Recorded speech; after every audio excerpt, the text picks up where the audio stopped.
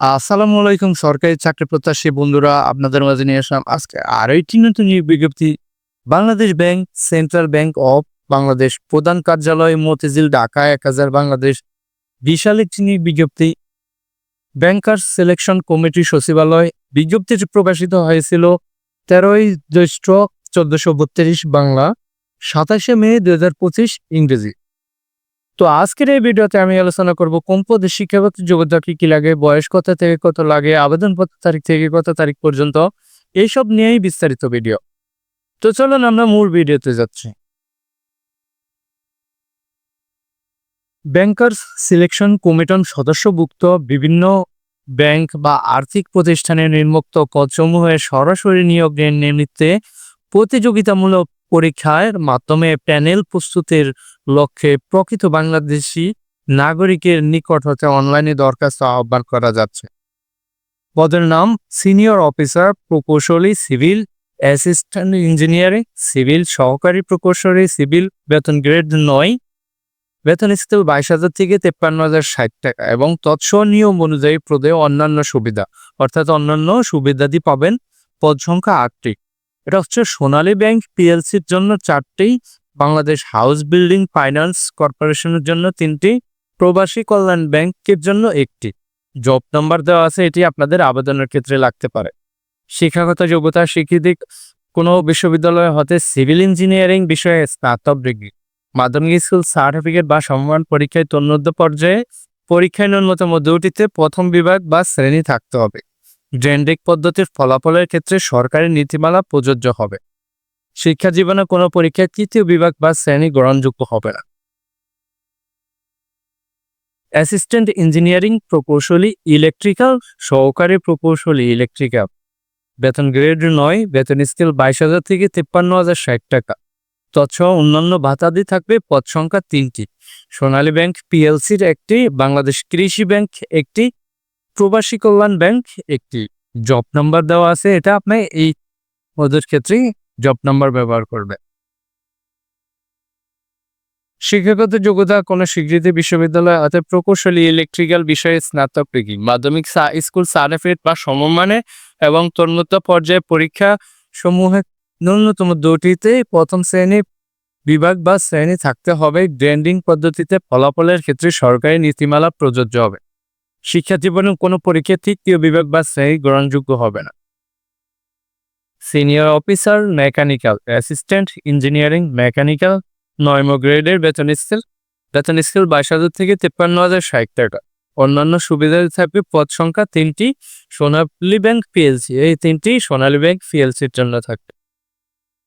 পুরাতন কর্মকর্তা আইন বা সিনিয়র অফিসার ল, বেতন গ্রেড ৯, বেতন স্কেল ২২,০০০ থেকে ৫৩,০৬০ টাকা। অন্যান্য সুবিধাদি। পদ সংখ্যা ৫৫টি। সোনালী ব্যাংক পিএলসি ২৮টি, অগ্রণী ব্যাংক পিএলসি ১২টি, বাংলাদেশ হাউস বিল্ডিং ফাইন্যান্স ১৫টি।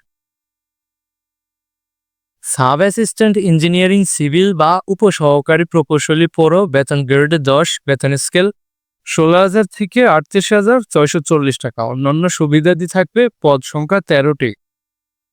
সোনালী ব্যাংক পিএলসির জন্য ৩টি, অগ্রণী ব্যাংক পিএলসির জন্য ৯টি, বাংলাদেশ হাউস বিল্ডিং ফাইন্যান্স কর্পোরেশনের জন্য ১টি। উপসহকারী প্রকৌশলী ইলেকট্রিক্যাল বা সাব অ্যাসিস্ট্যান্ট ইঞ্জিনিয়ারিং ইলেকট্রিক্যাল, বেতন গ্রেড ১০, বেতন স্কেল ১৬,০০০ থেকে ৩৮,৬৪০ টাকা। তৎসহ অন্যান্য সুবিধাদি থাকবে। পদ সংখ্যা ৫টি। সোনালী ব্যাংক পিএলসির জন্য ১টি, অগ্রণী ব্যাংক পিএলসি ৩টি, রাজশাহী কৃষি উন্নয়ন ব্যাংক ১টি। সাব অ্যাসিস্ট্যান্ট ইঞ্জিনিয়ারিং মেকানিক্যাল, উপসহকারী প্রকৌশলী যন্ত্র কৌশল, বেতন গ্রেড ১০, বেতন স্কেল ১৬,০০০ থেকে ৩৮,৬৪০ এবং অন্যান্য সুবিধাদি থাকবে। পদ সংখ্যা ৫টি। সোনালী ব্যাংক পিএলসি ২টি, অগ্রণী ব্যাংক পিএলসি ৩টি। সিনিয়র অফিসার নিরীক্ষা, বেতন গ্রেড ৯, বেতন স্কেল ২২,০০০ থেকে ৫৩,০৬০ টাকা এবং তৎসহ অন্যান্য সুবিধাদি থাকবে। পদ সংখ্যা ১৫টি। অগ্রণী ব্যাংক পিএলসির জন্য এই ১৫টি থাকবে। এইদিকে শিক্ষাগত যোগ্যতাগুলো আপনারা পড়ে নেবেন, কারণ ভিডিওটা অনেক বড় হয়ে যাবে। সেক্ষেত্রে আমি মূল বিষয়গুলো বলতেছি। মেডিকেল অফিসার, বেতন গ্রেড ৯, বেতন স্কেল ২২,০০০ থেকে ৫৩,০৬০ টাকা। পদ সংখ্যা ২টি। সোনালী ব্যাংক পিএলসির জন্য এই ২টি।